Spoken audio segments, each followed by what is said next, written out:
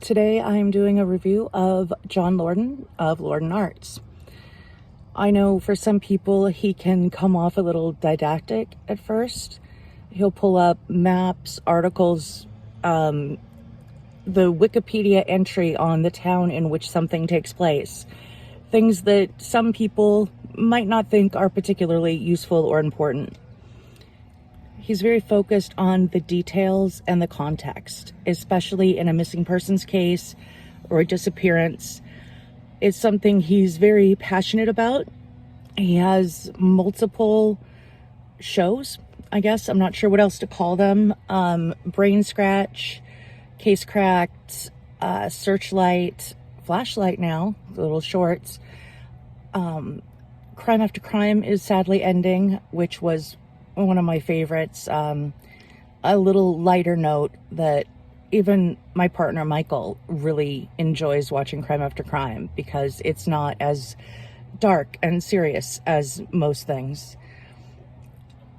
I enjoy it in part because you get to see the humor and personality more of both Danielle Hallen and John Lordan.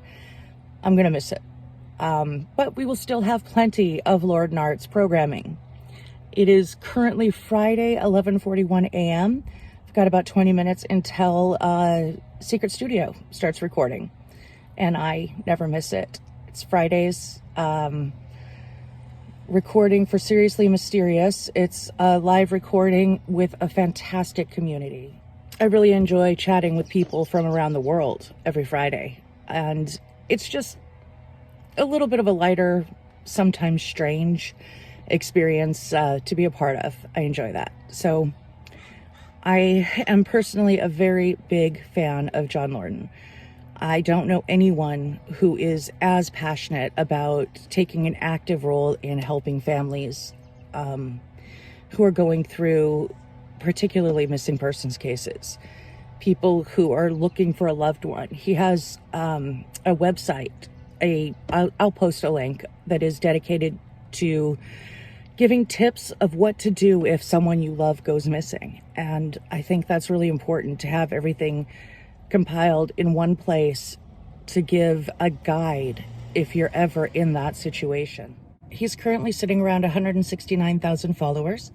I think that should be higher. He is doing a lot of good work.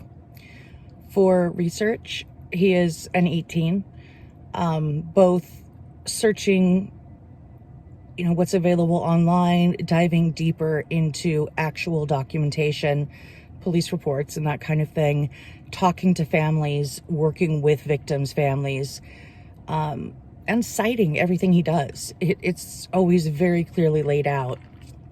So 18 on research. On respect, certainly an 18.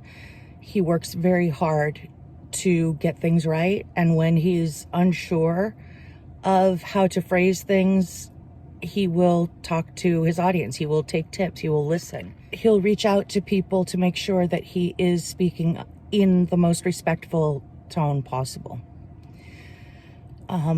So then empathy, also an 18. Most of his shows are, they're about the case. There's not a lot of his personality in it, so you don't get to see how deeply these cases affect him and how much he cares personally. But I guess I should mention that I have met the man.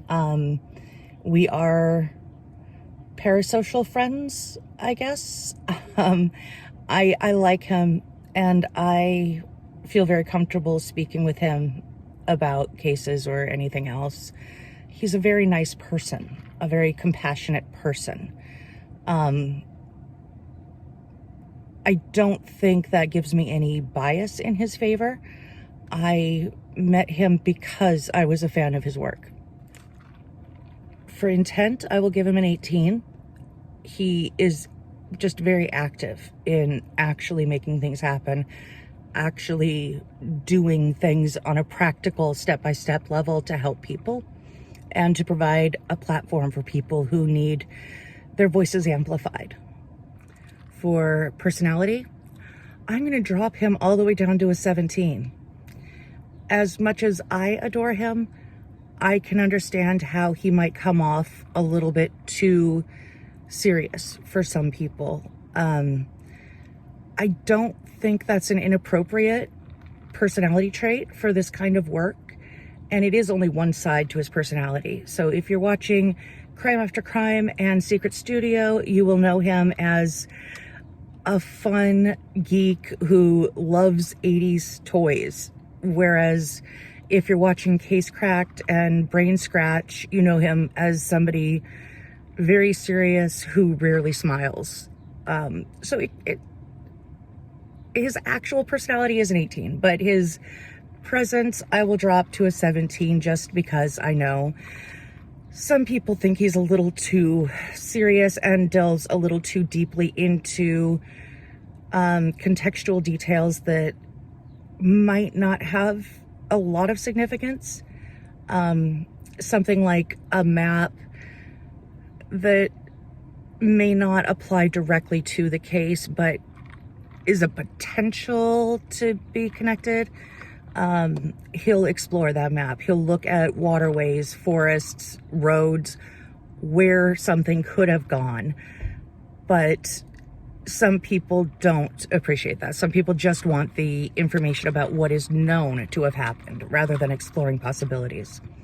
So for the AV stuff, he is a 10. He is an AV geek and has been for years. This is his field. If I had a question about tech, he would be my first choice to go to.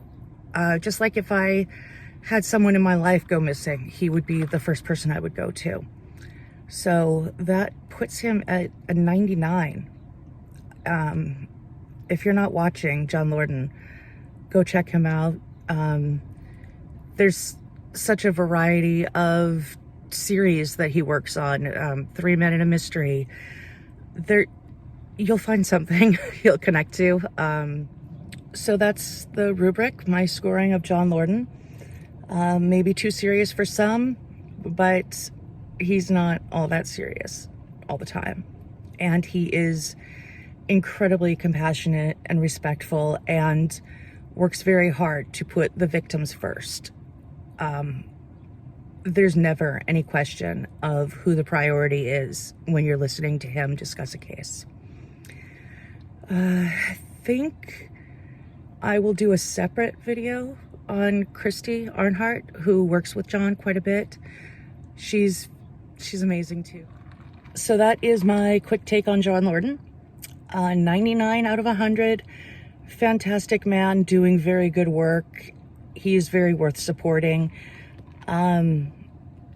Listen to him if you never have, and give him a chance, and know that if he's pulling up articles, there's a reason. If he's, citing a newspaper or charting how information has changed or evolved in a case, there's reason behind it. And it really builds an understanding of the case as a whole rather than focusing in on one target. And I think that can be really helpful. So I highly recommend John Lordan.